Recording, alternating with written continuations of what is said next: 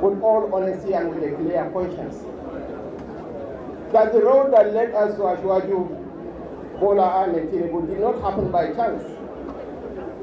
This is a man who had shown a ferocious passion for investing in nation building and national cohesion, and is not bound by toxic ethno-regional sentiment, and he is known for outstanding leadership.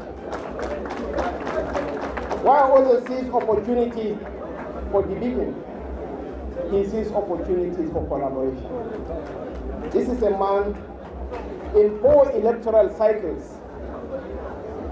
He supported northern Nigerian candidates for the presidency of this country. And Your Excellencies, distinguished ladies and gentlemen, there is honor even among thieves.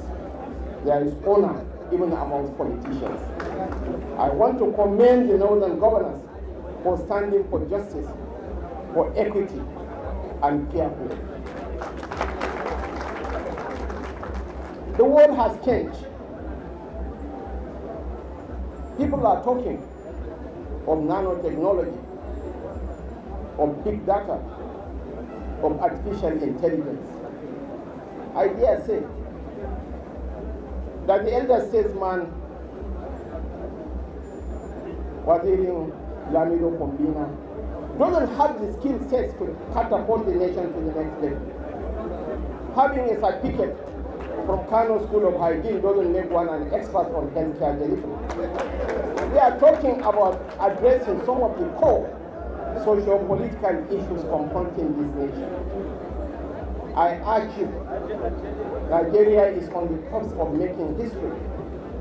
And for us in the North, this is an opportunity for us to redefine the meaning and concept of modern leadership.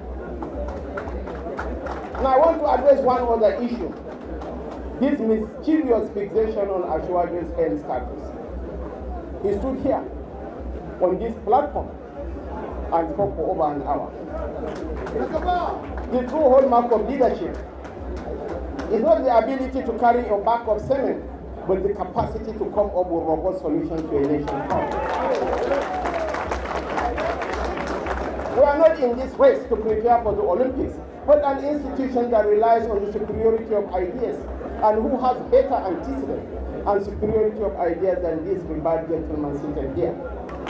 This is a man who transformed the fortunes of Lagos. We are all northerners here. 30 years ago, the fear of Lagos was the beginning of wisdom.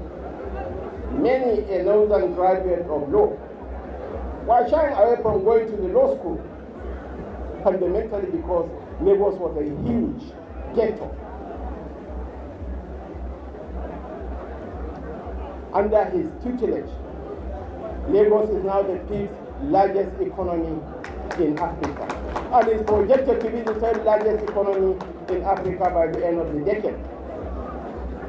I beseech on you, let's rally round this gentleman, this man of honor and integrity.